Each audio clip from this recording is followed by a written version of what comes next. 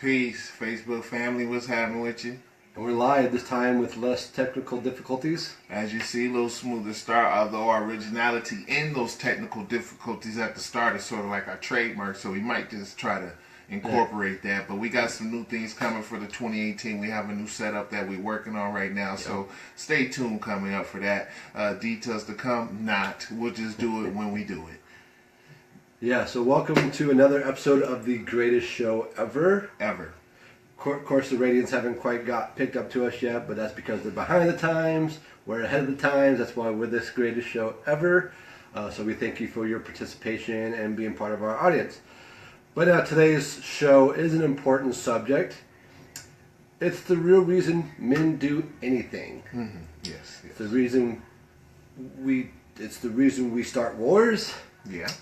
It's the reason we went to the moon, and we brought along a goddamn car. It's the reason we invented the car, the plane, the boat. That's right, women. Mm-hmm. It's to impress them, to take them home. Diamonds and pearls, baby. That's Diamonds right. and pearls. Diamonds and pearls. But goddamn it, we love them. Definitely. So, I'm your boy Lavelle Claiborne. Just want to reach out there to you and let you know I am a happily married man. Still in 2018. Been married for about a year and some change now.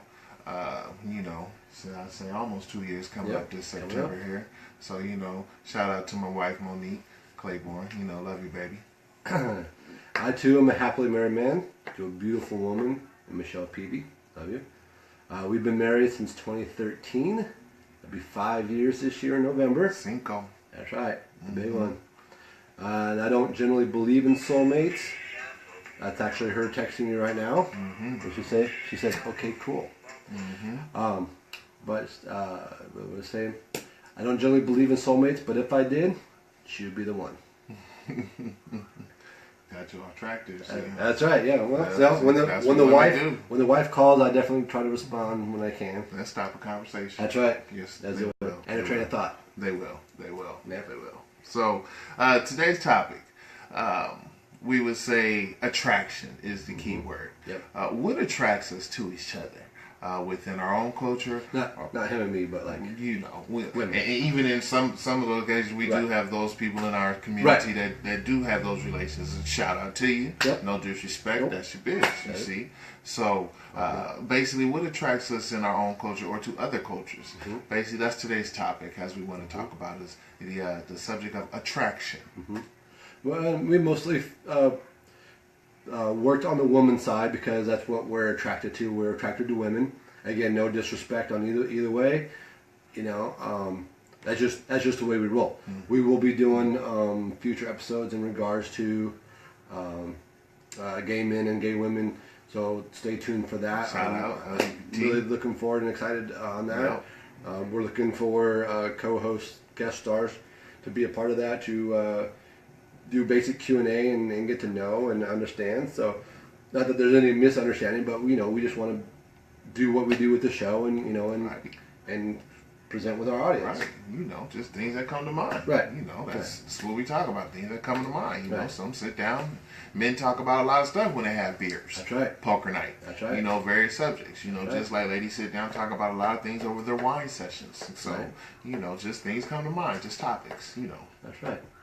So, we're picking on the woman stereotype that in regards through different cultures, white, black, Latino, East Asian, Middle Eastern, Bollywood, American Indian, whatever we can grasp onto. Took five. Yeah. Top five. So we're looking from a perspective. I just did a basic comparison for myself to share with you all. First, go ahead. Let's tell them the basis is off of with standards of Hollywood. Okay.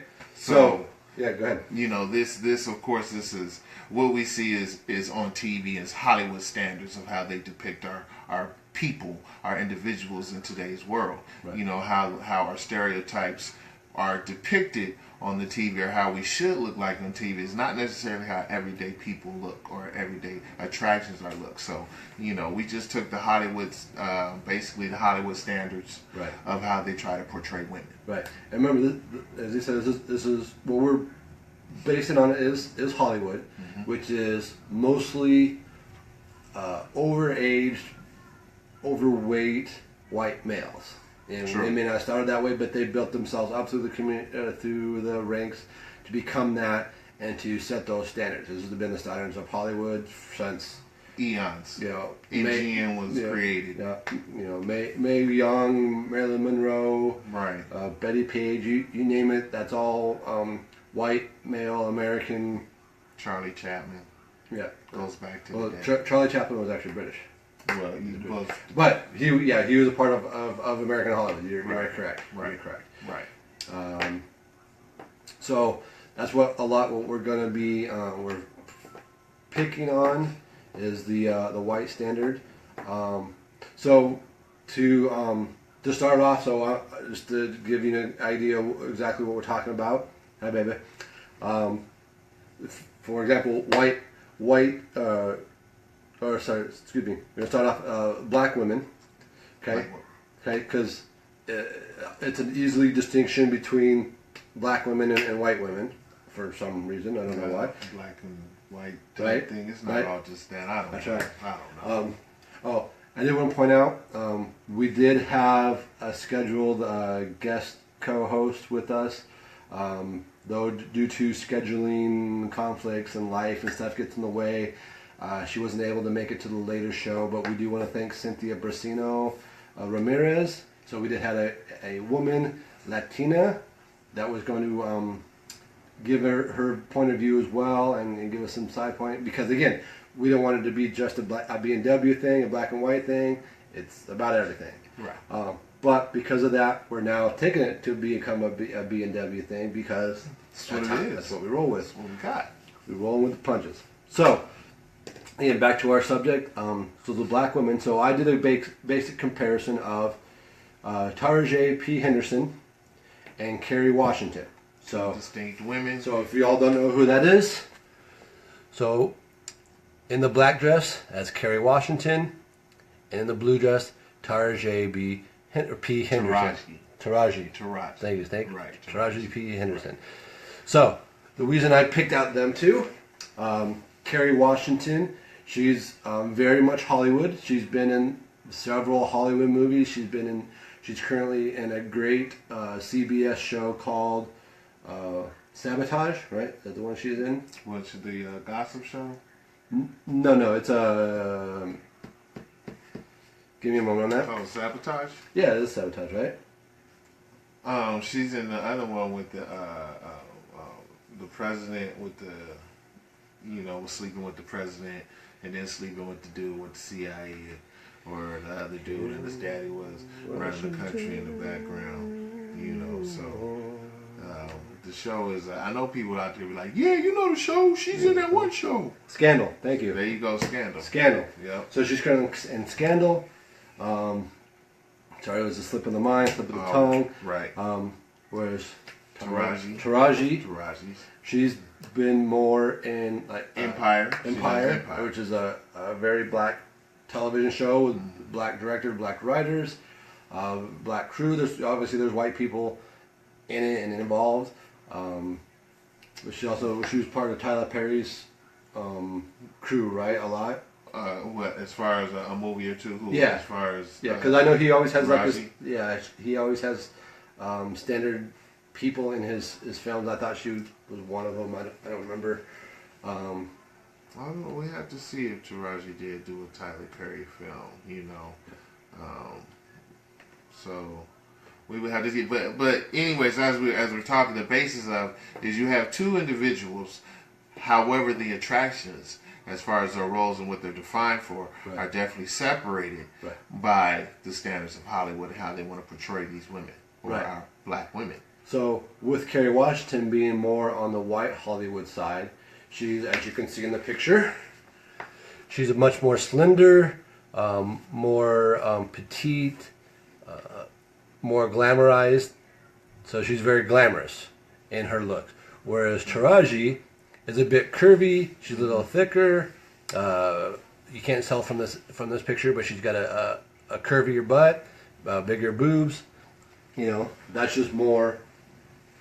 So, Taraji's Tyler Perry movie. Mm-hmm. I Can Do All Bad by Myself in 2009 and The Family That Prays in 2008. Right. And that's one thing with Tyler Perry. He casts his roles to look more authentic to what the black man is expecting, because that's his point of view, right? So this is Tyler Perry's point of view, and you know, and she's not a beautiful woman. She is a beautiful woman, as is Kerry Washington. Just their physiques and how they're presented are different based on the movies they've been in, right? So they're different Hollywood standards. So they're Hollywood and then Black Hollywood, I guess. The directors is you have you have Hollywood, and in a sense you do say, okay, so what people are going to fit into this specific square of which we need, whether it's black, Latino, as we're going to get into other races as well. But so much have what is depicted of the general stereotype of the black woman's roles, until you have now in 16, 17, 18, you have more predominant roles, like lead actress roles and actors roles in Hollywood now. With movies such as shows like Scandals, which has been on for at least 4 or 5 seasons. Been on for a while. You do have Taraji P. that's on Empire. That's been going on for about 3-4 seasons now. So it's not as well as it's ingenious as the writing, and it shows about the cast and it shows about the talent, but it also shows how certain walls are being broke through in Hollywood to be able to have these shows that are basically addressing more of the majority of a hip hop community. They'll say, oh, it's not a black community, it's we make this an urban show. Well, urban, where'd that come from? Right. Urban stereotyped off of what? Right. Because I've never seen a white person in the urbans. Yeah. You see, so so okay, Hollywood. We'll go with how you. So then, what's a white show? Is that a rural show? Will and Grace is right. I don't. No, I never suspect Seinfeld to be a rural show. I think that's pretty urban. Right. It's in New York. Yeah, it's in New York. How much more urban can you get than New York? So right? It's definitely it is definitely that is a madness in what we say. I do have some statistics about the women in Hollywood, but we are going to jump into that after we go through our various races and how they're depicted. So continue on. So going on the white side. So I actually went a bit off Hollywood on the white side, because we know what white Hollywood women are supposed to look like. They're very glamorous models, right? So the 2 examples I picked out to show you is Kim Kardashian and Britney Spears. So in case you don't know who they are, they're both in the same dress. I found this picture on the internet, and I decided to use it specifically because they are in the same dress, which shows a lot. So as you can see, Britney Spears, upfront entertainer, she is more white presented because she has a white audience, teenage girls and weird older men. Dresses to the teen club. Right. Disney fans. Exactly. But so her presence, she's fit, she's thin, she's glamorized. Whereas Kim Kardashian, not Hollywood, but instead she's actually, if you don't know, she's attracted to black men. If you've ever watched her show, I think the whitest. It's Kanye's wife, right? I think the whitest I've seen her with was Chris Humphries, basketball player, right? So the way she presents herself, because she's allowed to present herself how she is. She has much more of a booty. Again, more curves. Bigger, but it's bigger not chest. the real Kim Kardashian, because we all know what surgery does and where and who had what at what time. It's all on Google. Right, but then that goes to show. So with what we're presenting, the law of attraction when it comes to relationships, right? Right. So you want to attract a certain kind of man or woman, right? Right. You need to understand what attracts that person, right? Like you're going fishing, right? You have to have the right bait. Right. Is it the fascination, or is it the actual being? Is it the actual person, a personality? Or is it just because, okay, you're Asian, Okay, so yeah, I'm attracted to you. Is it really? You see what I'm saying? Because really, in that culture, do you really like how that culture is so defined? Right. You know, so you know, at what it's all about attraction. Right. You know, it's no set of guidelines, no rules. It's whatever the universe has, man. Right. It's Exactly. how that energy moves. Exactly. And if you are attracted to Asians, so you would have to figure out, okay, what attracts an Asian woman or man, and you become that. Not changing who you are, but you become that to attract the opposite. Now, you don't let somebody change you, because that's the problem. Because you don't stand for something, you're gonna fall for anything. Right. And that's the problem. Exactly. But you have to understand. Again, going back to fishing, you gotta bait your hook with the right bait. Otherwise, you become a masturbator. All right. Continue. Now going to the Latina side. So again, they're more curvy with the women. The two individuals that I picked to highlight this, again coming from a white perspective and from the Latina or the Latino perspective, is Adriana Lima and Sofia Vergara. So in case you don't know who they are, there you go. Adriana Lima is in the black dress, while Sofia Vergara is in the red. So Adriana Lima is a Victoria's Secret model. Again, a white audience, so she is she's slimmer. And yes, I understand she's Brazilian, but Brazil is still a Latin country, still presented with heavily Latin men. Many cultures are in. It's almost, they call it the South Americas, because it's a big melting pot of cultures in Brazil. Bless you. Right. But it's still the mindset. So she presents herself for attracting the white audience. So she's more slender. She's glamorized in everything that she does. Whereas Sofia Vergara, we know her now in white Hollywood, but she actually got her start through Univision and other Latina channels. So, and she was also a heavy Latina model. So again, those styles she easily portrays of what's expected from the Latina woman. How Hollywood wants to market them. Right? You see, it's like advertisement. Each product has its own avenue, in a sense. Just like actors, actresses, like roles in which we play in movies. You know, each product has its own assignment, has its own avenue. So basically, it's the same thing when you're looking at casting. Well, you know, we need somebody to play between 30 and 40. You know, black male. Okay, well, what type of black male? Light skin, dark skin. Okay, well, what about their look? What role do we want to be? A teacher, or do we want them to play somebody homeless, or do we want somebody as a gangster?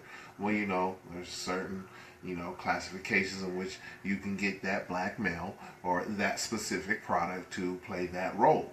You see, so it's all how they want to define that show or that role of that character. Right. You see, so, and still, there's attraction. Everything, as we know in marketing, sex sells. Just like in TV shows. Even when you look at your cop shows, female cops don't walk in the office still showing the top of their breast hanging. But in the shows, NCIS, you know, even CSI back in the day, Law and Order, NYPD, LA, Blues. All of those, the female cops are still represented, showing the top of their cleavage. Like, okay, this is normal. No, that's not the norm. That's Hollywood. But attraction, you see what I'm saying? We have to keep our viewing audience. We have to keep them captivated in some way. We put beautiful women up on here for these roles and these lead roles, so we can keep our people entertained. As opposed to, well, you have a doctor. Okay, well, does the doctor necessarily have to be so glamorous because they're not there as a prime character? They're sort of a side character, a co-star of the show. You see? Yeah, so I've been to many doctors in my life. I've never seen one that looks like somebody from Grey's Anatomy. Huh? And boy, that's you look at that cast. You see right? what I'm saying? Right? I mean, It's all pretty people. You know, and everybody got a beautiful ass smile. I mean, where you go and everybody got a beautiful ass smile? Because my smile ain't crooked, my smile ain't straight. I keep it original like the gap in my mouth, you know. So it's just how it is, you know. So it's all about the attraction. That's right. Speaking of, yeah. So keep going. Looking at the East Asians. So based on what I've seen through, I watch a lot of actual Hong Kong martial arts films and Japanese films. Yeah, and not just Chuck Norris though. I like Chuck Norris movies. Chuck Norris the Man. 5 Deadly Venoms. That's right. So you know what I'm saying, I mean that's not a Chuck Norris film, but I mean that is an anime. 5 Deadly Venoms. Well, that's a movie, you know. But they got Ninja Scroll, the anime. So I'm right with you on the anime thing, dog. So did you know? The sun can't look directly at Chuck Norris. But anyways, and anyways, go. So East Asian women. So I've picked a couple to show you. I picked Tia Carrera and another young lady called. Her name is Kwai Shu. She is Taiwanese born and a Hong Kong actress. Whereas Tia Carrera, you'll know her from Wayne's World, Milo and Stitch, and a few other Hollywood films. So Tia Carrera is the one in red, whereas what's her name? Kui is the one in white. So again, taller, slender, more glamorized, whereas the East Asian, much more petite. That's how they present their women. So, though Tia Carrera was born in Hawaii, she is actually of Chinese and I believe Chinese and Taiwan or Vietnamese descendant. Oh, okay. So. It's amazing how you would think how one person looks, and you're like, okay, yeah, you're Chinese. No, I'm not. Nope. I'm Latin. That's right. Oh. Yeah. Shut your mouth. Yeah. Actually, and she also claims she has Spanish heritage. Oh, okay. So, little mixed breed. Yeah. Okay. As we all find out we are. Yes, we are. Right? Got a little sprinkle, man. A little bit of us. And it doesn't stop there. So we have some Middle Eastern. So I picked Gal Gadot. As you all know, she's the latest Wonder Woman. Right. Done a fantastic job. She's, if you've seen her, she's thin. She's glamorous. She's everything Wonder Woman is expected to look like, except for maybe tall. Because Amazon, they're actually 6 foot tall and taller.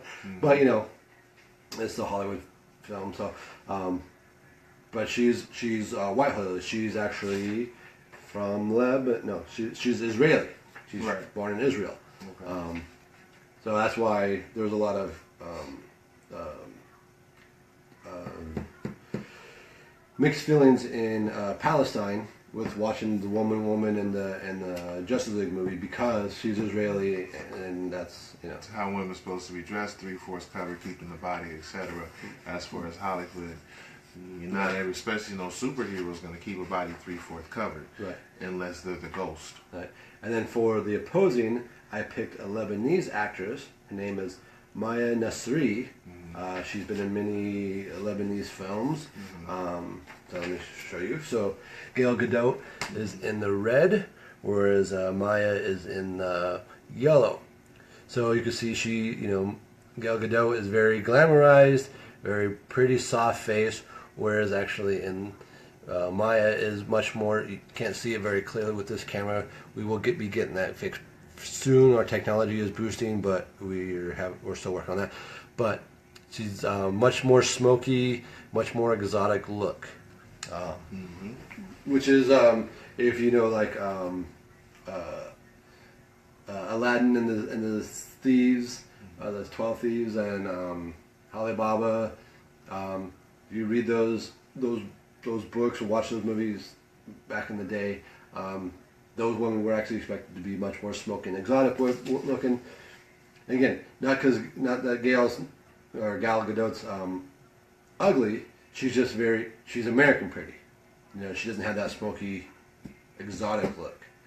That's Annie. Yeah. And then finally, You know. we're hitting up with the Bollywood. This is one that my wife will like. I picked a woman. Her name is Rashama Shetty. She plays on an American show called The Royal Pains from USA. It's on Netflix right now. She's been streaming and watching it quite a bit. And then, her name now. She was actually born in Manchester, England. Oh, you don't say. Right. Manchester. So she was raised. She was raised white, and she's in a white show, as opposed to the Bollywood actress, which I picked out, which is Priyanka Chopra.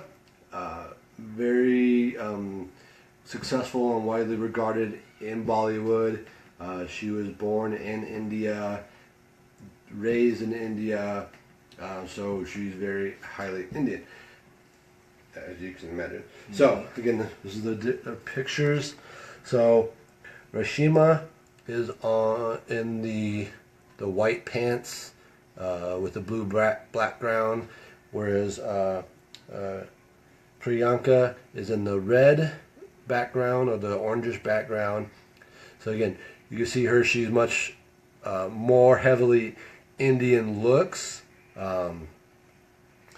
She's a lot thinner, whereas Priyanka has much more exotic looks, curvier figure. She's thin as well, but you can see from the figures that has different values to their bodies. England has has a lot of talent, as opposed to the people, the actors and actresses that's coming out of that country right now. Because you have to look, you have her, you have Thor, you have Kevin Spacey, you have some good actors and actresses that's coming out of that country, man, and with the looks, because they have a high population of Middle Eastern people, in that country, and then to even find so much talent is just pretty amazing. It's actually surprising too, because you would think, yeah, you come from America. Nah, I'm English. Oh, because you hear the accent, you're like, oh man, you a damn good actor. It's crazy, man. It is how talent varies like that. Right. So when we're picking on a lot on what Hollywood's expecting, but Hollywood's a reflection in art. As we were talking before the show, Right. If you want a true reflection of society, in all honesty, you look at porn. Porn is heavily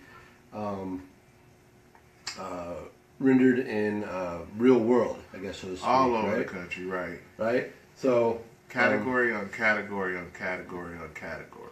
right, It's like a shopping mall exactly. or a grocery store. So I'd say 90% of the porn that you see is written and directed by, again, white male, right? So they're played out for the white male. They're casted and directed for the white male. Not that it's not. I'm sure it's not attractive Creative for marketing, all business run by the cultures, white right? For anybody, right. I mean, porn is porn. Right. But if you want to see what black sexuality is, you look at black porn. You'll see a completely different woman and man in comparison to in all aspects, I guess. Some people might be surprised when they say, like, "Oh, really? Is that?" I did not know. I mean, I thought, but I did not know. And you can find it for all cultures. There's Latina porn or Latin Asian porn. There's Asian porn. They have shows in Asia about sex in different contexts and different sex. Some cultures use it as a game in a sense. Society's so open to it. Eastern civilization, as we can say right now, in Europe, etc. They're a lot more open-minded than Western civilization that believes. Man, I can't speak with that Right, word right now. right. So Yeah. it is crazy, but everything that you do see important is stuff that actually does happen somewhere in real life. Right, and if you want to see a true difference or indifference, as we talked about at the beginning with gay, so you'll see a lot of lesbian porn, which and not as much gay porn, male gay porn. Now, the reason for that because white males like lesbian porn. But if you want to see true lesbian porn, find one that's actually done by lesbian women for lesbian women. That's again, you'll see a different kind of woman, a different kind of story, a different kind of action than you will in a mainstream lesbian porn. Once again, it's all about the product and attraction. Remember, sex sells. Right. And if you're curious to why the white male likes lesbian porn, this is my little analogy for y'all. All right. So when God created man and woman, right? Just go with me with God, whether you're atheist or Hindu or whatever. So God created man and woman. When God created man, if you look at the man, so he's the worker, he's the heavy lifter, he's the one that gets the job done. He does. Not that women don't. Just understand this where I'm going. So prehistorically, we can go prehistorically, right? So they're the hunters. They're the ones that did the heavy lifting. They moved the rocks. They cut down the trees. They're the ones that got the job done. If you put them in perspective of non-living items, objects, right? Okay. Put them in this perspective of motor vehicles. Okay, so the man would be a tractor or a backhoe, a bulldozer, exactly. Okay, now when God created woman, SUV, right? Okay. Right. So when God created woman, she is the companion. She was made gracefully. She was made sexually. She's very, very beautifully and sultry and seductive and to that nature. Right. So again, compare them to the motor vehicle. They would be sports cars. Okay. So now when you get a bulldozer and you're racing with a sports car, Corvette, right? Unless you have your soup, you get them racing. Obviously, the sports car is going to outlast the bulldozer any day, and that's of course you do things. You soup up your engine with a little blue pill and add some extra lubricant and do things in order for the truck to keep up with the sports car. That's why it does it. But now, going towards the porn thing, right? So now you take two bulldozers and you get them racing. It's not a very pretty sight, right? It's not going to last very long because they don't travel very fast, and pretty soon someone's going to blow a gasket and it's going to be messy, and one's going to spit on the other one, and it's just not a pretty sight. Right? That's oil all over the place. Right. Not to say there's not an audience for that, but it's a very specific audience. There's a lot of people that go to tractor pulls, but it's a very specific audience that goes to tractor pulls. Correct. Now, again, taking the woman as the sports car, put them in racing, just like your porn. So you get two sports cars that are going to race against each other. There are literally magazines and channels dedicated to the racing of sports cars. You could take the person off the street and they would enjoy a great drag race in the middle of the road. Everybody loves race cars. That's it. It's beauty and grace. Two things, beautiful, graceful, that makes it a great ballet. All right? Like Beauty and the Beast. Exactly. Gotcha. Right? So that's why the white males, or probably most males, enjoy lesbians, the lesbians over sexual gay men. Got you. Right? There's no self-fulfillment. Right. From that man himself. We're just not the audience for it. We're Right. not the audience. Because after all, he was originally created for Eve. Attraction. Right. See. But evolution's always in play. Right. So within my list, I took a top 5. Okay. Top 5 representations for each of the cultures. Yes. So for the Latina culture, I got Penelope Cruz. Okay. People don't know Penelope. Penelope's in a couple movies: Pirates of the Caribbean, Blow, Zoolander, Vanilla Sky. You know, just to name a few. Now for the white side, I took one of my all-time faves, the movie Underworld. There you go. Kate Beckinsale. There you go. Okay, so the whole Underworld series is banging. We ain't even got to talk about nothing else but just say Underworld. If you ain't seen Underworld, man, you slipping. You need to go ahead and call today and just cancel the plans for the night and go get all 3 movies. Yep. You know, Jump brewski, wine, jump on Netflix, sit back, and get it in because you're missing something. That's one of the dopest series, all 3. Yep. I mean, Lethal Weapon was good, but even in their second, third, fourth movie, they sort of had some lowly parts. They're jumping the shark pretty You see, you know what I mean? So, you know, even X-Men disappointed me in, a couple things. So, why they kill X-Men? I don't know. They got killed at the old dude so early. So, anyway. Next show, we're talking about comic books. The next show, we'll get on that one. Yeah. So, as far as the East Asian representation, everybody got an all-time favorite. I got Lucy Liu. Okay, we all know Lucy Liu. You know, Middle Eastern. I also went with you. It was Priyanka Chopra, who's also in Baywatch. Not a bad choice. You know, that's the most recent movie that has come out there. Yeah. Well, on the American side, of course, she has many Bollywood films. Oh yeah, hell, Bollywood. Yeah, she Mary Korn, Ananda's, Krish, Barasat. You know, so she's a quite experienced actress herself. Yeah, the Demi Moore of Bollywood, if you can say. There's not a movie she hasn't done. Right. Very very highly acclaimed. Right. So you know, as far as the black representation of that, it was easy for me because you know my wife smashes everything down. So I just got Monique Claiborne. Now, if I was to go with a reserve, you know, person, I do like a talented energy, soul, and purpose.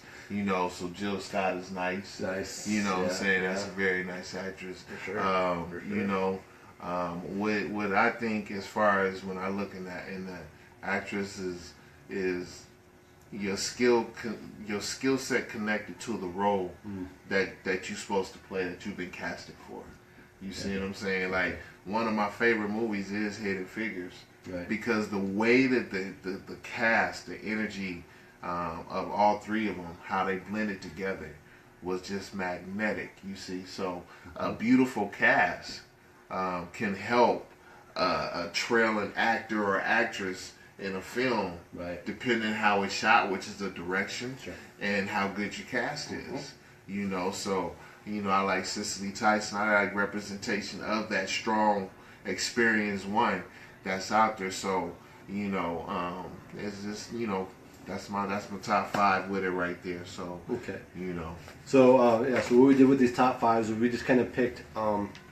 Again, from a black and white perspective of what we found attractive, and you'll clearly see a difference when I present. But on top of that, I kind of did a secret kind of switched the Folgers. We kind of switched the Folgers, type deal to see if she to tell the difference, right? So this is the white woman's perspective. This is what my wife picked for her top 5. She didn't realize at the time she was doing it. I had her help me with homework exercise, and again, you'll see a complete difference from the black man's perspective, the white woman's perspective, and the white man's perspective. So, for my wife's Latina choice, she picked Shakira. Yeah, smoking hot. Whereas I picked Alexandria Ambrosio. Again, Victoria's Secret model. Slender, right? Okay. For the black perspective, my wife picked Jada Pinkett Smith. Right? Great pick. Popular. Yep, very popular. Will Smith, Will Smith. Whereas I picked Aisha Tyler.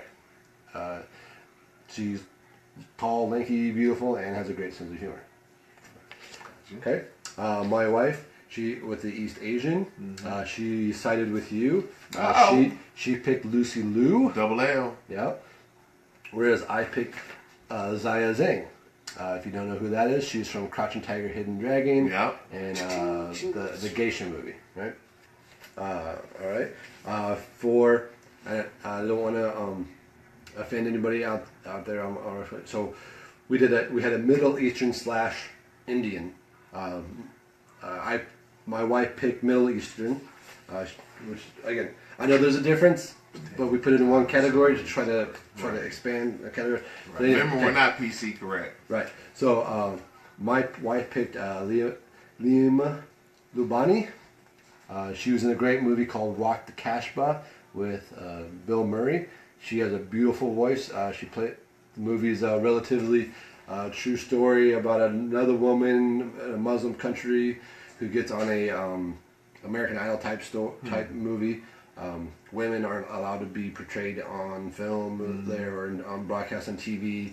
But she got put onto the show, sang a song from Cat Stevens, who is a converted Muslim.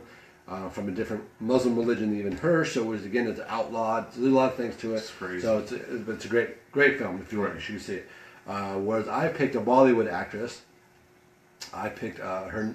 She goes by a single name like Cher, Madonna. She goes by Asin. Again, a lot of glamorous, very beautiful.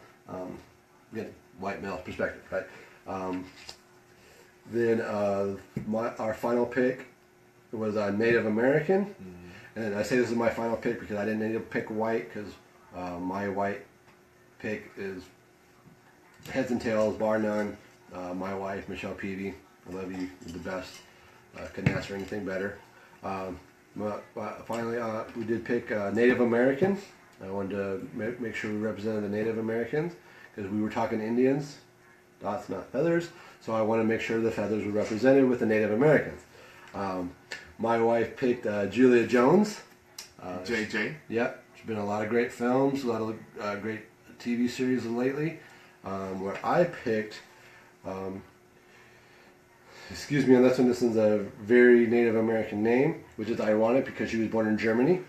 You want me to do it? Yeah, can you want to try it? Orianka Kilsher. There you go. Orianka Kilsher. Yep. And in her native language, I believe it means golden eagle. If I remember that. But there you go. So those are our picks from the black, white, and female perspectives. Versus Hollywood standards. Right. Based on Hollywood standards, I guess. Right. Yeah. Definitely. It's just interesting. As we say, it is attraction. Yep. You see, so that's quite interesting. You know, one thing that with the attraction that jumped to my head was on the bad side of attraction. Right. Was there's always two sides to every coin. You know, and how it brought the negative energy with the gymnast dude, Olympic trainer guy, right. Larry Nassar, 60 years. Yep. Yeah, for his hot hands. Yep. You know, it's a shame. Shame. You know, it has some porn on there too. Yeah, it's a shame that that's all he got. He got caught with that. Yeah, it is. But you know, I just a side note, when we talk about attractive, it comes in good or bad. So right. You know, that was just Hi, Mom. thing I wanted to share. What's up, moms? How you doing, moms? So I guess to keep it moving in the musical side. Yep. So we're gonna move on to our music assignments. Yes. So as you all know, if you've been watching, we give each other as a treat and as a growth and learning of each other. We give each other music that we enjoy, we truly enjoy, not just off the rack stuff that we truly enjoy and get to share with each other. I talk about what I got to listen to. I say got to because if I never was given this assignment, I never would have listened to her. I've only recently learned about her because of Husbands of Hollywood, but Erykah Badu. Tell him. Fantastic. If you want to have some sit and listen music, I tell you what, go outside with your whiskey in one hand, cigar in another hand, night sky, beautiful. Just kick back, put on some Erykah Badu, sip your whiskey, smoke that cigar. I'm telling you. Yeah. Very, very jazzy, very sultry sultry and sexy without being sexual. Very bluesy, not really bluesy, but soul. Yes, conscious. Yeah, but at the same time, hip and rhythm and blues, man. It's a great. It was a great listen. I actually listened to other albums outside of the one that you assigned me. I just sat back and I listened to it. And there'll be times where I sit in the warehouse where I make my 9 to 5. This is where I work. That's where I go 9 to 5. Right. Where I'm sitting in my 9 to 5, and on and on would just come on my head. And, I had to go to my phone and I turn it on. Or what's that other one? There's another one that she did. Another Lifetime. And that one come on my head. Yeah, baby. Next Lifetime. Yeah. That's. I think that our assignments this week was sort of both in the surprise me category because, Erica is one of my top 5 favorites as far as soulful sisters to listen to in any mood I'm in, and then Pink Floyd was my assignment, The Dark Side of the Moon, and I have to say, for a rock album and for a person that doesn't listen to a lot of rock, and I know rock songs, just doesn't listen to a lot of rock albums, I have to say, that's one of the best albums I've ever heard in my damn life. Yep. Pink Floyd, Dark Side of the Moon is an all-time classic. Yep. Pink Floyd jumps off, comes in, and I'm thinking I'm going to have a nice soft intro and we going to bang it off. Bam! Heavy strings, something knocking. No. I'm telling you, like, the first 3-4 minutes is just melodic, eclectic, jazzy, blues, real slow, like Sunday driving music type. Yep. And then it bangs into track 2. Yep. Money. And then because when you hear it, and then you hear it, well, first you hear that heartbeat.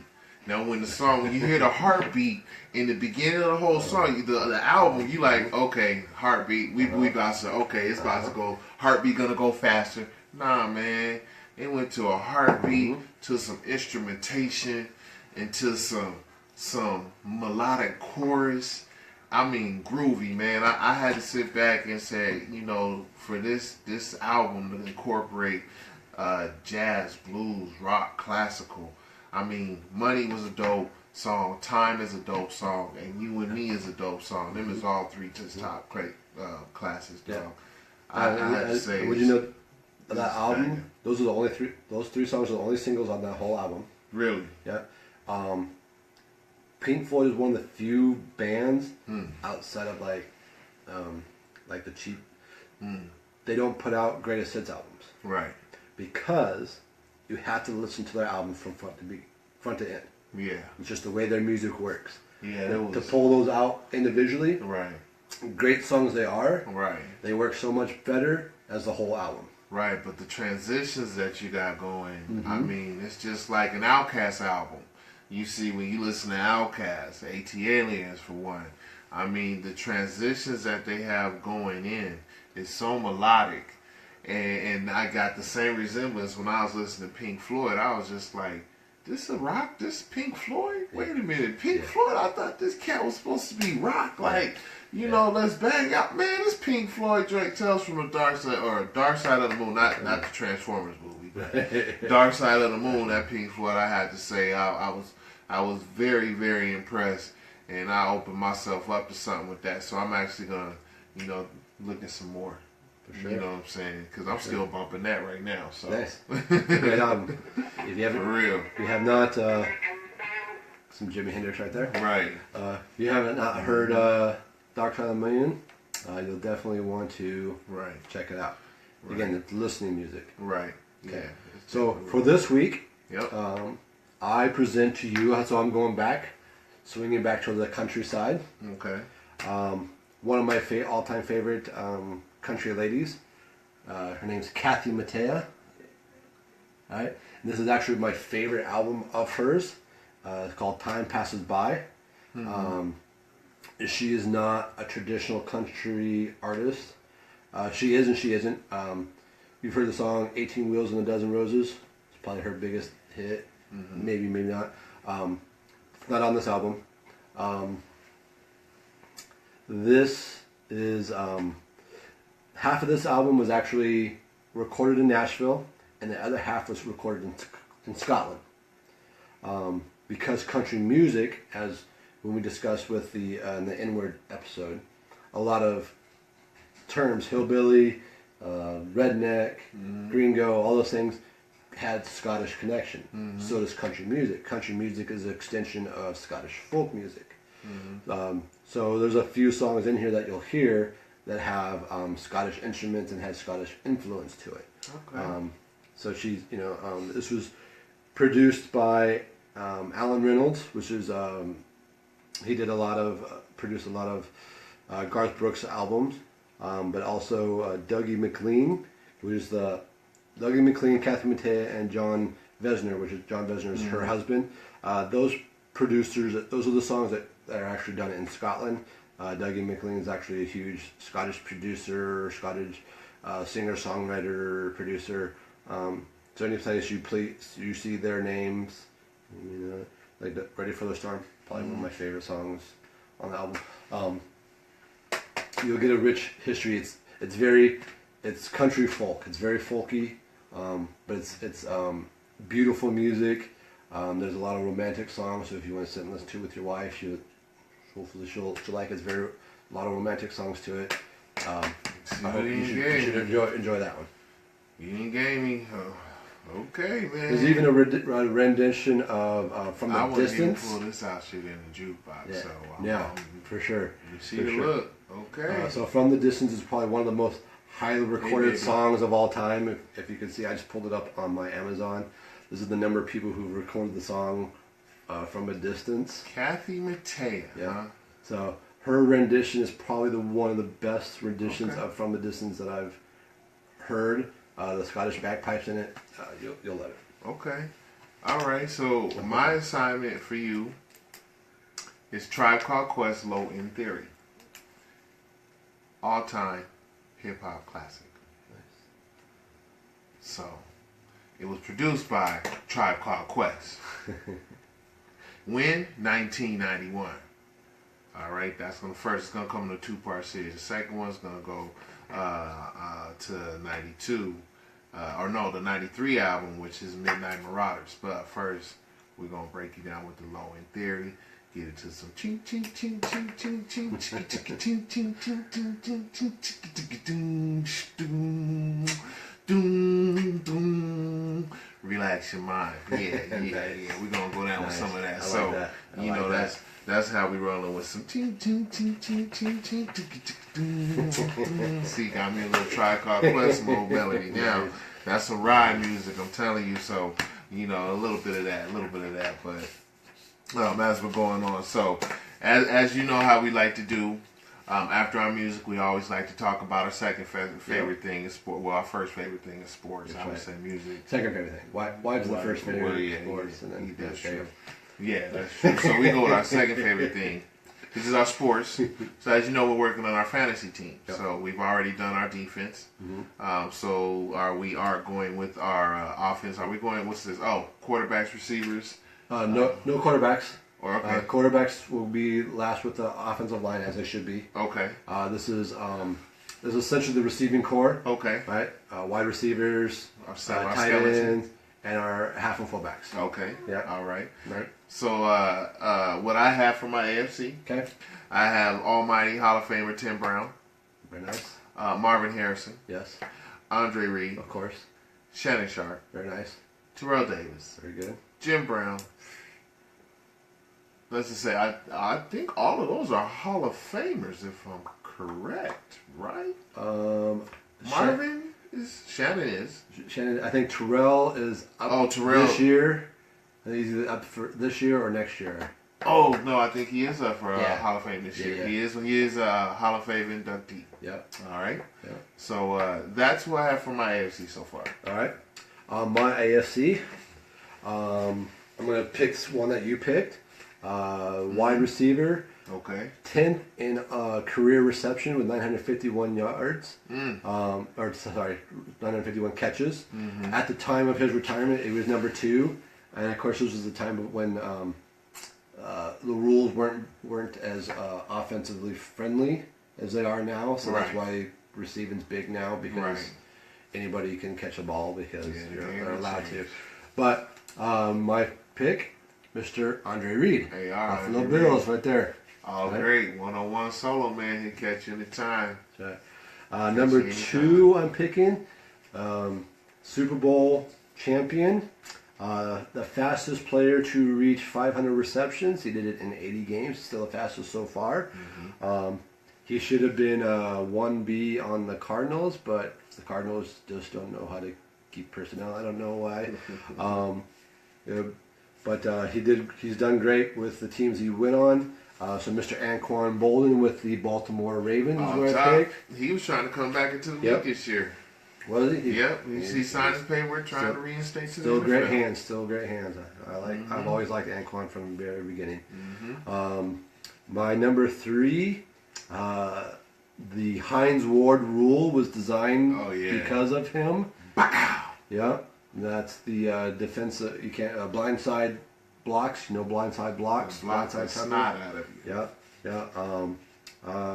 For some reason, I keep picking Pittsburgh Steelers. I don't know why. Defense, man. This is offense, but still, I mean, Pittsburgh always draft players with heart. Yep. And that's one thing that, anybody that watches football respects. Yep. And more than the team is the individual that plays with heart. That's right. Like, just straight heart. So my final pick is my favorite Blasian, Hines Ward. Hines Ward. I love Hines Ward. Not named for Heinz Field, but though it should be. Steve Smith plays with heart. Yep. Another one right there. I like Steve Smith.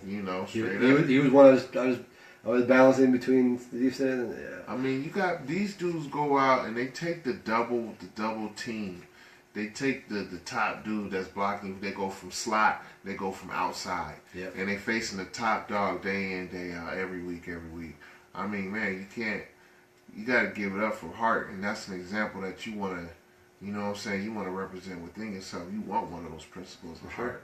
Ain't no cowards in this world, man. Sure. You know what I'm saying? That's right. And then for my tight end, I picked the guy who holds all the Kansas City Chiefs franchise record for receptions. Because at the time, he was the only one on the team. It ain't Kelsey. That's right. Mr. Tony Gonzalez. Hall of Famer. Still a tough man. I still like Tony Gonzalez. Hall of Famer. My halfback. He will be. He's also going to be a Buffalo Bill. But it's not Thurman Thomas. It's not King and Drake. Nope. This guy, he can murder a secondary. He can cut through the defense. That's right. First ever 2,000-yard rusher, Mr. O.J. Simpson. O.J. Again, fastest to do it. That's before the Hertz commercial when he was hurtling over that chair in the airport. He did 2,000 yards in 14 games. Yeah. That's right. They paid 14 games back there. Insane. They make 2,000 yards now on 16 games. Insane. Right? Insane. All right. And then for my fullback, I picked the same one that you did. Dun, dun, dun, dun. He was known as Robert Jefferson in the Dirty Dozens, Fireball in The Running Man, a.k.a. Straight Heart. It's didn't even realize you cut out, right? The running back position is still defined by the standards of that individual. That's right. And nobody tougher. And then my one reserve, I picked Mr. Bo Jackson because he redefined the sports of football and baseball. And I did pick this card because this is a classic Bo Jackson card. It is the card that sets the standard for inserts in football and baseball cards. All the number of inserts that you see now in sports cards is because of this card. When is that? 86, 85, 86, 87? This one is 91, I believe. Oh, 91. Yeah. Okay, he started football in 87 and started baseball in 85. That's right. So he was running along the wall. That's right. Bo knows. That's right. Okay. NFC. Bo knows. So, NFC. I'm going to go with Mr. Hands himself. Chris Carter. There you go. Minnesota Vikings. Yeah. As we already know. Yes. Mr. Hands himself. So nice to tiptoe along that sideline. Right. Just like isotoners, baby. Yeah. He give Dan Marino a run for his money. You can pick him. Yep. Speaking of which, on another outside, Mr. 49er all-time legend himself, Jerry Rice. That's it. Jerry Rice. Okay, we're not talking about Oakland Raider Jerry Rice. We're talking about 49er Jerry Rice. We talking about Jerry Rice running with Montana, with Roger Craig, Joe Rathman. No, not Rathman. No. Roger Craig. Who was the fullback for Roger Craig though? That's the one that's coming to mind. That's slipping my mind. But you know, when we say young Terrell Owens, and then they had the other wide receiver as well, Taylor. Yeah. That's when we talking about when Taylor was getting more shine than T.O. T.O. was like, I need to figure out a way if I can't beat Jerry Rice, but I could beat Taylor out somehow. You see, so we're gonna have to give it up to original. And then we have to go to my all-time legend himself. The reason why I even started playing the receiver position was to Art Monk, Washington Redskins. Very nice. Okay, also R.I.P. Art Monk. Then we have the man, Mr. Ditka, Right. Chicago Bears, tight end. That's right. People think that he's so aggressive and so dominating. They think that Mike Ditka play defense. Nope. He was a tight end. He hit you like a linebacker though, Right. but he was a tight end. His dip because was on defense. Yep. And then we have running back, Mr. Smile and Flash and Dash, and still bang you over once or twice. Emmitt Smith, Dallas Cowboys. Not And then we Cardinals? have, Not the Cardinals one? no, we're not gonna go. That's like later, Emmett. Sometimes I go to the beach type Emmett. Yeah. I like that You Cowboys. just pick up that record going to the Right. Cardinals. That's all he's doing there. Emmett used to catch the rock, run the Yep. rock through the middle. Yep. It'd be like you see him in the backfield, and then next thing you know, you see him like 6 yards, 7 yards on the other side of the Yep. pocket, and you'd be like, "Damn, how the hell did Emmett get through Yep. that little hole, man?" Next thing you know, Emmitt Smith gone down the sideline, man. Yep. Emmitt Smith, Dallas Cowboys, and to go with that, you got to have a little sweetness. For sure. Come on, Walter Payton. For sure. Come on, sweetness. Mm-hmm. Sweetness. That's all we need, a little sweetness in the That's tea. That's going to make you sit back and smile on a Sunday night. Boy, I'm telling you. And that concludes my NFC. All right. So for my NFC, my first draft, I'm picking it on a technicality because technically during his time he was AFC, but they're NFC now. Mm-hmm. And when Mr. Jerry Rice came over to the Seattle Seahawks, Whoa. he actually he called up Mr. Steve Largent, asked permission to use his number 80, which was retired. Come on, Which, man. as much as I like Jerry Rice, I think that was a bad move on his part. He didn't do it no respect. Yeah. Because he is a legend in himself, Mr. Steve Largent, fantastic catcher, first Seahawk to be elected into a Super Bowl in Pro Bowl in 1978. Steve Largent surprised so many people. They was like, "This is one white boy that's not going to outdo me." Right. Steve Largent signed up for a position that he was always underestimated every week. Yep. Steve Largent didn't wear gloves. That's how good of a catcher he was, man. Yep. Anything that got to him, zoop, like stucco. You think of Gecko is good catching a fly on the wall with the... That's Steve Largent. Mm-hmm. Gloves like, doop, ain't going nowhere. And he outjumped you. Steve Largent get the one-on-one. Steve Largent coming down with the catch. But there were faster guys on the field, but nobody could catch him the way he could. Couldn't get Steve Largent. Nope. And speaking of guys who could catch, That's a technician. my next pick, Route run. he was the very first Denny Green draft pick. Uh-oh. The one of three still remaining in the NFL today. Probably will be the last one. Though he needs to be let go and given a chance for the Super Bowl ring. Okay. That's just my opinion. Mr. Larry Fitzgerald, number 11. You know, he ain't gonna get that man. Super Bowl. I know. Fitz ain't gonna get that Super Bowl. I'm kind of conflicted because I like those guys who are lifers on their team. I always hate when I see guys. I'll pick one that Mr. Andre Reed. Hey, he's I loyal. thought he was a lifer Buffalo Bill. Come to find out, his last 2 years he was on a different team. So that kind of is puts a bad taste in my mouth. No.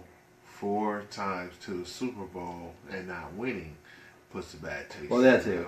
But it's all a loyalty thing. Bruce Smith, I love Bruce Smith, but watching him play as a Washington Redskin, it didn't do it for me. It didn't do it for me. Yeah. All right, moving on. The inaugural All-Iron winner, Mr. Herman Moore. Hey. Right? So all his franchise records were taken from by Calvin Johnson. Yep. Again, this era's football is much more receiver friendly, offensive friendly, and also at the time of Herman Moore, he had to deal with Johnny Morton and Barry Sanders. So at that time to come out with the number of receiving records that he did at the time is a phenomenal feat. And you have guys like that too. Not that they were competing against each other, but this was the last Detroit Lions team to come close to get to the playoffs. Right. So moving on to tight end, I went the same route with you. I picked Mike Ditka. Guys. I did keep him on the the Chicago Bears. Chicago. The best. Only because, it's the coach. But I was going to pick the Eagles just to piss everybody off, but I went back with the Chicago Bears. My halfback from the NFC, one of 2 who have won the Heisman, the Super Bowl, college national championship, has been enshrined in the College Football Hall of Fame, has been enshrined in the Pro Football Hall of Fame. Man. The only other, the number, the first one, of course, was, or actually the second one was Marcus Allen. The first one of 2, Mr. Tony Dorsett. Tony 33, TD. Right. He could run around you. Just Man. This was the Power guy that Emmett had to strength. catch in order to break all That's the the one, yeah. Cowboy records, which of course he did. And then my fullback has the first touchdown in Tampa Bay history, rushing for 15 yards. When I first got started into fantasy football, he was my Mr. Bangle. right, Mr. Mike Allstott. Mr. Bangle. He is a true fullback of the nature. He could block you. He could receive from out of the backfield. He could run it up the hole and knock your ass out and get those touchdowns. All day, all day, all day. And then finally, my reserve is one that you picked as well. All-time leading rusher, which says a lot. And this was in the era of when it wasn't quite offensively happy as it is now. So he still had to rush. He had to have blocking receivers, which Michael Irvin was great. Mr. Emmitt Smith run all day. Was at 22,000 rushing yards is what he has, something like that now. He's bar none's great Thanks, man. And he's not even the biggest guy on the field. Like, he was always the guy you had to find out. Where's Emmett? And Emmett never took a solid hit. He was one that always knew how to go down the right way. That's right. And that's a true back right there. And Fall forward. And then for my final, I did pick a Browns and a Bills. Okay. Okay, so Talking about Mr. Dump Truck. Yeah, I'm gonna pick for my Browns. This was the Tecmo bulldozer before Bo. So if you don't know Bo, it's because you know this guy. This is Kevin Mack. Kevin Mack. If you wanted your Tecmo Bowl to be undefeated, you make sure you picked up Kevin Mack. Kevin Mack. That's who you grab. Yeah. Kevin Mack. And then for my Buffalo Bills, and I know I picked Andre Reed and I did pick Jim Brown previously as well. But for my Buffalo Bills, can't say enough about this guy. He's a true guy who had true heart. Even when the Bills were down in the Super Bowl and Leon Lett was running the ball into the end zone, Right. he slapped that ball out of his goddamn hand at the 2-yard line. Mr. Don Beebe. Never give up. Don Beebe. That dude took a lot of concussions, man. That dude got hit hard. Yeah, you know what I'm saying? Shout out to Big Rod, my brother down there representing San Antonio. What's up with you, big bro? You know what I'm saying? That dude took a lot of hits, man. He was probably the CTE candidate. Yep. You know, ground zero. That dude, man, it was crazy with him, man. You know, and you had to pull out them Browns. You know, and as much as I say I hate to be a Browns fan, I still have to be fond of where I'm from. So, I mean, I'm always fond of the team, but I'm still looking for. I just like teams now. That's all. I just like other teams. Sure. That's how I'm gonna say it. Yeah, you can do it. You can say, you know, Browns always find those times when they have their teams and they have their good players. Just right now, things gonna change, though, my boy. Teams gonna change real quick now. You know. Yeah. You know. So. Watch it. And I just want to add this one last thing in here in regards to our sports. I always have people ask me why we do sports, being it's the B&W Show. This is just a means for us to bring everything back together.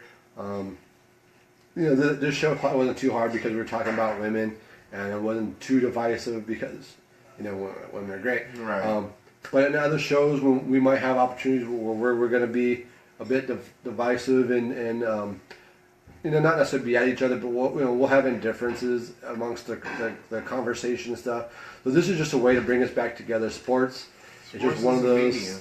Yeah, it's a great medium. It's just like movies and other things, but sports is our thing.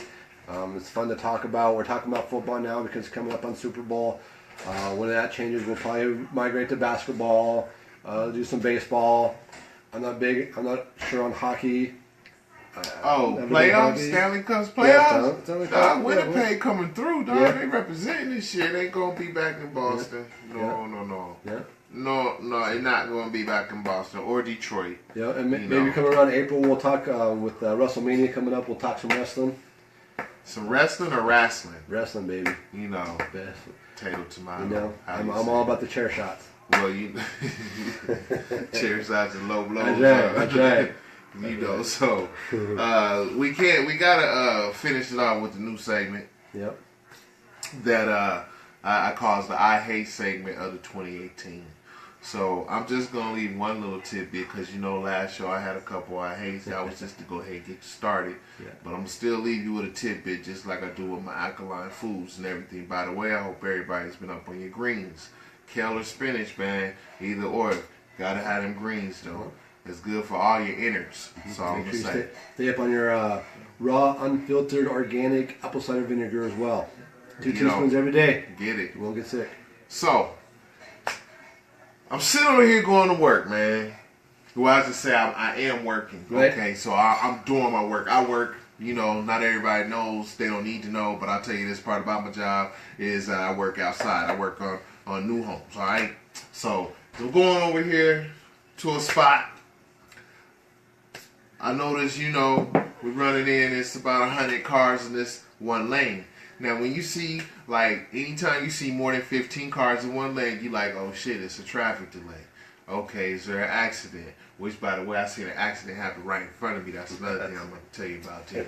But first, you know, so you see these cars, you're like, okay, well, now I need to start figuring out how I'm going to get around these 15 cars because I don't want to sit here, you know, 15, 20 minutes.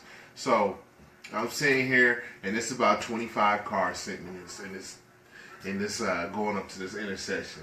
So I'm sitting there, and I don't see no reason why this intersection is bugging because it's not supposed to be bugging. It's supposed to be fluid, like stop, go.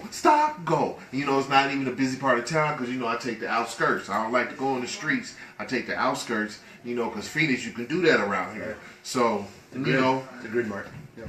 I'm out here, so I finally get up here. I finally see what's going on. 6 cars ahead. I'm able to look over here to the right a little bit when the car gets a little bit up ahead of me. I got a little eyesight in that peripheral. So I look over in that peripheral right quick, tweak around that car, man, and I see it. They got a damn detour sign up. If something don't piss you off, when you sit in the damn lane for 15 minutes to make a turn, you can't make a turn at, and then you need some gas. I had to turn all the way around and go about 10 minutes back up the road because you have to go either up, over, down, over, come back up, or you got to go back that way, over, go down, over to come back up, over. Either way you got to go that way. You can't go this way, you got to go that way. Piss me off. So I hate when they do construction in the city or the outskirts, the access roads, and they ain't got no damn signs. Piss me off, man. I'm trying to tell you, man. And let me tell you, SUV is not something like to push. I ain't pushed it yet, but I ain't trying to push it yet. But I'm just going to leave you with that tidbit right there. I'm going to leave you with that. That's I hate. I don't know if I have anything again this week. I generally try to stay away from the hates. I focus on my likes. Hating takes too much effort. Takes too much time out my day to hate. So if I don't like it, I stay away from it. You know when you pull up to somebody and you look over and you see them over there and there's not no music playing because if somebody's going down and they singing in the car and they jamming, you know they ooh yeah. Nah. You know, you see the hands going or you see their head bobbing. But when they just sit there and that's all you see is this. Going on. I said over here, you know they cussing because they mad at traffic and they don't want to roll down the window because they don't want to offend nobody. But when you see this shit, like what the hell? Damn it! I gotta go back around. This don't make no goddamn sense.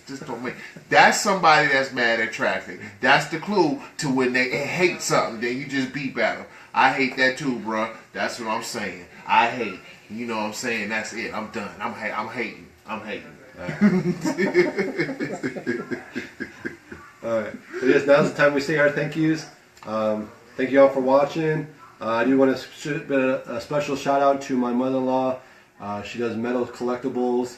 Yep. This is my specialty custom license plate holder. My car is going to be looking like a pirate ship. That says Jolly what? It says Jolly Roger Lives. Jolly Roger Lives. So I want to give a special shout out to Metal Collectibles. If you have any needs or wants, desires, she makes, again, license plate covers. She makes bottle openers, keychains, necklaces, favorite sports teams. This is their first jump into some sort of custom design. Mm-hmm. So I challenge her. I like to do that. I like to challenge people on their thing. So make sure you can reach out to me on the B&W Show. My wife, Michelle Peavy, reach out to her show. She might have a show. Well, I don't know. We have to see. Maybe moms can do something like with my new team, or just say fan of football, like in a football-shaped license plate. You can get a B show, B&W show. You get your B&W Show license plate. It's challenging. We're just putting it out there. You know, we'll see what they can do. What they can do. She'll also do Super Bowl plaques, like if you have a. If you like the Super Bowls this year, or if you have a team, let's see, our AFC Championship team would be Cleveland Browns, and I think the Jets were the last AFC Championship team that you guys won, and us and the Chiefs or something like that. And, it's depressing all the way around for that. Right, or if you're a Cowboys fan, you can do Cowboys versus Buffalo Bills, or Cowboys versus Buffalo Bills, because they play twice. So who is your Super Bowl picks? I'm not going to pick. I'm going to do my hopefuls. I would like to see Jacksonville and Vikes. Big game tomorrow, people. Jacksonville and Vikes? Yeah, I'd like to see Jacksonville and Vikes. You know, it's interesting. Like I keep saying, Tom Brady has a tough time against the defense. Yep. Now, even though that defense is real good, they can still score. Yep. However, Bortles is not that great. Yeah. You can't throw the ball 80 yards and talk about, I'm going to beat the Patriots that way. That's not going to work. Yeah. And if there's no offense coming out of Bortles besides Leonard Fournette, then guess what? Patriots going to take over the AFC. Yeah. As far as the Vikings, I think that game's going to be very intriguing with the Eagles and the Vikings. Right. Because the Vikings do allow themselves to be scored on. Mm-hmm. However, Foles does not quarterback like Wentz. Right. So Foles may take those chances making those throws that may actually turn into interceptions. Now, if the Vikings can go ahead and win a turnover battle, I think the Vikings will win the game. Cool. I think they do. So we'll see. Game time starts tomorrow, 1:05. Basically, what's that, Eastern? Well, I know we're here in Arizona, so it comes on at 1 o'clock over here. So, AZ time is what we're going to say. I think it's about 3:05 Eastern Standard Time. So, you know, do want to tell you guys shout out. Appreciate the time and everything. Peace out to my man Nitty. You know what I'm saying? Talk to you soon, my man. Did you hear? Yeah, I've got to get my boy, my man that had surgery, my boy Joe, man. I want to tell you, man, get well. My man, I know that he had some surgery, some major surgery. And mom dudes too. Yeah. You know, moms have major surgery too as well. So moms get well. You know, I'm actually gonna be getting over there, taking care of her again. So you know, just do what you gotta do as a son. Reach out to all our Facebook family friends, Christian, Muslim, Jewish, Hindu, agnostic, or atheism. Red, black, please, green, white, purple. pray and give black, thoughts and prayers. All that. You for know. healings. Do want to tell y'all peace out. We're gonna holler with you next time. We apologize for the inconvenience.